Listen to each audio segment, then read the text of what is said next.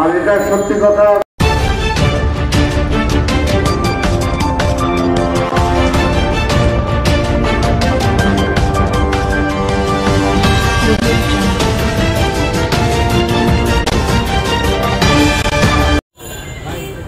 আর এটা সত্যি কথা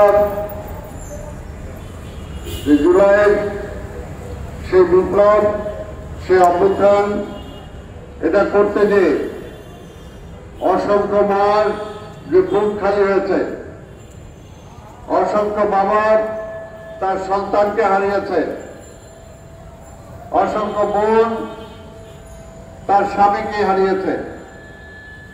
তাদেরকে হয়তো আমরা ফিরে দিতে পারবো না, কিন্তু আমাদেরকে শপথ নিতে হবে যে কারণে তারা তাদের বুকে রক্ত দিয়েছে সেই রক্ত যেন বৃথা না যায়,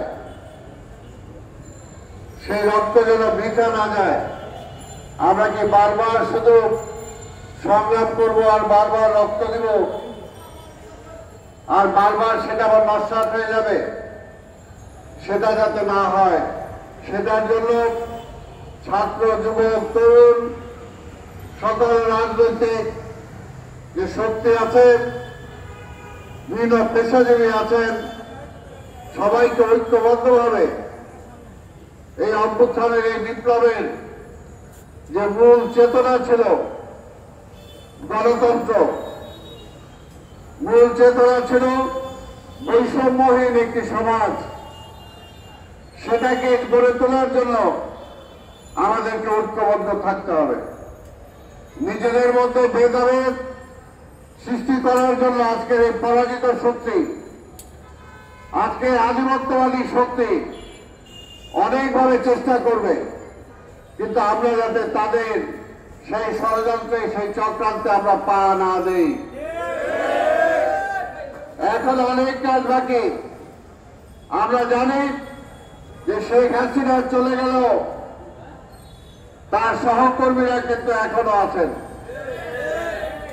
এবং তার সহযোগিতা যারা করেছিলেন প্রশাসন সহ বিভিন্ন স্তরে, তারাও কিন্তু বিদ্যমান। তবে আমরা বলতে চাই, অন্যান্য যারা আছেন বিভিন্ন জায়গায়, আল্লাহর রাস্তায় এখন অতীতের কর্মকাণ্ড আপনারা ভুলে যান। অতীতের কর্মকাণ্ড ভুলে নিজেদের যদি ভুল ত্রুটি থাকে সেটা শুধরে আপনারা কিভাবে এই বিপ্লবের যে ধ্বনি সেটাকে কিভাবে বাস্তবায়িত করা যায় সেটার জন্য আপনারা সচেষ্ট হন। কারণ আমরা বিশ্বাস করি এদেশের মানুষের মুক্তির জন্য ঐক্য ছাড়া কোনো বিকল্প নাই। কাজে ঐক্যবদ্ধ শক্তি পারে যেমনি ভাবে শেখ হাসিনার মতো একটি স্বৈরাচারকে হটিয়েছেন, জনগণ নেমে এসেছিলেন, আজকে সাংবাদিক, বুদ্ধিজীবী, ব্যবসায়ী সকল স্তরের মানুষ নেমে এসেছিলেন। সেই কারণেই কিন্তু সেটা সক্ষম হয়েছে, সম্ভব হয়েছে। তাই এখনো সেই শক্তিটাকে অক্ষুণ্ণ রাখতে হবে, সামনের দিকে এগিয়ে যেতে হবে। আমরা জানি যে দেশে অর্থনীতির অবস্থা খারাপ। অর্থনীতিকে গড়ে তুলতে হলে ব্যবসায়ী ভাই যারা আছেন তাদেরকে কোনো রাজনীতি, কোনো দলের সদস্য হওয়া উচিত না। আপনার রাষ্ট্রের জন্য, মানুষের জন্য কাজ করবেন। আমরা চাই না ব্যবসায়ীদের মধ্যে কোনো সিন্ডিকেট থাকুক, যে আওয়ামী লীগ সিন্ডিকেট করে